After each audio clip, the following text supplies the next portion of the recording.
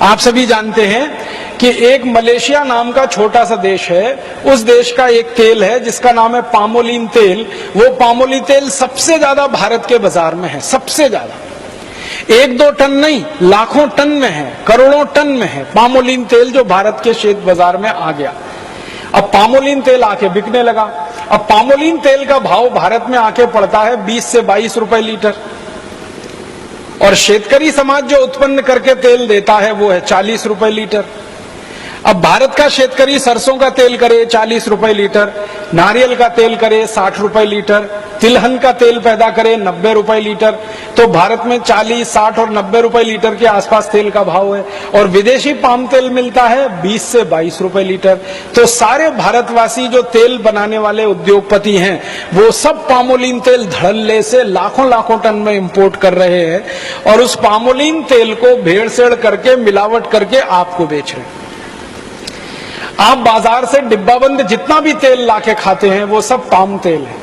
और आपको सुनकर हैरानी होगी, 4-5 साल पहले तक इस देश में ऐसा कानून था कि पाम तेल किसी भी दूसरे तेल में मिला के नहीं बेचा जा सकता।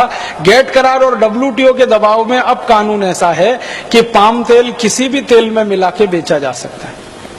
अब पाम तेल आ गया, वो वेजिटेबल ऑयल के साथ मिला के बेचा जा रहा है। आप बाजार से तेल खरीद के लाते हैं, किसी भी नाम का तेल खरीदो, रिफाइंड तेल के नाम से और डबल रिफाइंड तेल के नाम से बाजार में जितना भी तेल मिल रहा है वो सब पामोलिन तेल है। अब पामोलिन तेल हम खा रहे हैं, शेतकरी समाज खा रहा है। क्यों? क्योंकि शेतकरी समाज जो तिलहन पैदा करके बेचता था, शेतकरी समाज जो सरसों का तेल पैदा करके देता था या नारियल का तेल, उसको भाव नहीं है, तो उन्होंने तिलहन पैदा करना कम कर दिया है। तो भारत में तिलहन का क्षेत्रफल भी लगातार घटता चला जा रहा है। दालें पैदा करना कम कर दिया, तिलहन पैदा करना कम कर दिया, तेल का उत्पन्न इस देश में कम हो गया, तो विदेशों से पाम तेल आकर बिकने लगा। अब वो पाम तेल के 2 दुष्परिणाम हैं। एक तो जो शेतकरी नारियल करते थे, जो शेतकरी तिल पैदा करते थे, जो शेतकरी सरसों पैदा करते थे, उनको नुकसान। दूसरा नुकसान देश के खाने वाले लोगों को, जो पाम तेल खाएगा, मैं आपको स्टाम्प पेपर पे लिख के देता हूं, तुरंत हार्ट अटैक से मर जाएगा। क्योंकि पाम तेल के बारे में सारी दुनिया के जो रिसर्च हुए हैं वो ये बताते हैं, और ये डॉक्टर चौधरी के लिए मैं कहता हूं कि पाम तेल में सबसे ज्यादा ट्रांस फैट्स हैं, सबसे ज्यादा। और ट्रांस फैट्स वो फैट्स हैं जो कभी भी बॉडी में डिसॉल्व नहीं होते, किसी भी टेम्परेचर पर डिसॉल्व नहीं होते।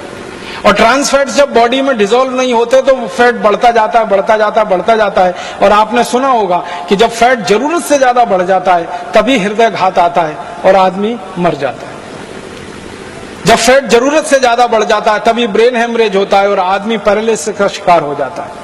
जब ट्रांस फैट्स बहुत बढ़ जाते हैं शरीर में, तभी शरीर में ऐसे भयंकर दुष्परिणाम होते हैं। डायबिटीज बढ़ती है, हाइपरटेंशन बढ़ता है जिसको BP आप कहते हैं, हार्ट अटैक आता है, ब्रेन हेमरेज हो जाता है। ऐसे खतरनाक रोग जिनमें शरीर का हमेशा के लिए भयंकर दुष्परिणाम हो जाए या हमारे शरीर का भयंकर नुकसान हो जाए, ऐसे रोग भी सारे के सारे पाम तेल के दुष्परिणाम ही हैं। पाम तेल दुनिया में कोई नहीं खाता भारत को छोड़कर।